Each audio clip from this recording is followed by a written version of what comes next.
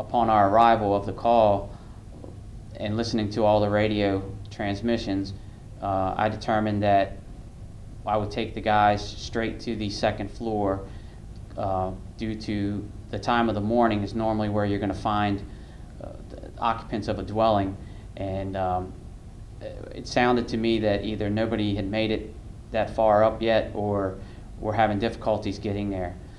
When we arrived, we noticed that there was enough ground ladders thrown for our safety once we got up there and to make access. Well, we arrived on the scene. They were advising they still had a patient or somebody unaccounted for on the second floor.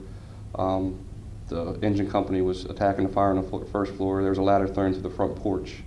So we went up the front porch, went through a window, searched the room, and then headed down the hallway, and that's when we came across the victim. There's definitely high heat and smoke conditions in the house. The initial room that we went into, I think as we went through the window, we ended up on a bed and had to kind of negotiate around the dressers and all kinds of stuff that you'd have, you mean, in any bedroom. So going through in the dark was a little bit difficult, but she was kind of right there in the hallway. I think she was trying to make it down the stairs before she became overcome with the smoke. She was unconscious at the time.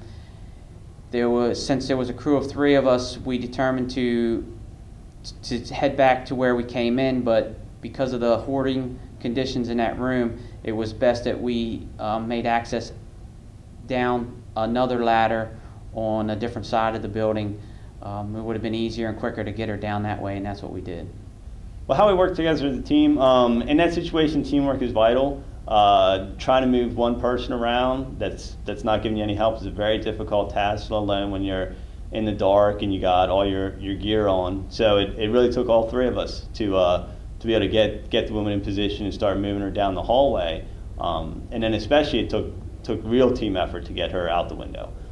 So once Rook had gotten out the window and onto the ladder, it was a lot of effort both on his part to try and start her out the window, and me and Lieutenant Scott to lift her out and get her the rest of the way out and clear the window and make sure her and Rook didn't just tumble down the ladder, that he was able to get there and get his balance and proceed down the ladder. We drug her down the hallway approximately 10 feet maybe at the most to a window. I climbed out on the window, and my lieutenant and other firefighter, Harden, picked her up and put her out on the window to the ladder to me, and I carried her down the ladder to the EMS crews. The victim was taken down the ladder to the EMS crew that was waiting, and they started providing advanced life support to the victim at that time.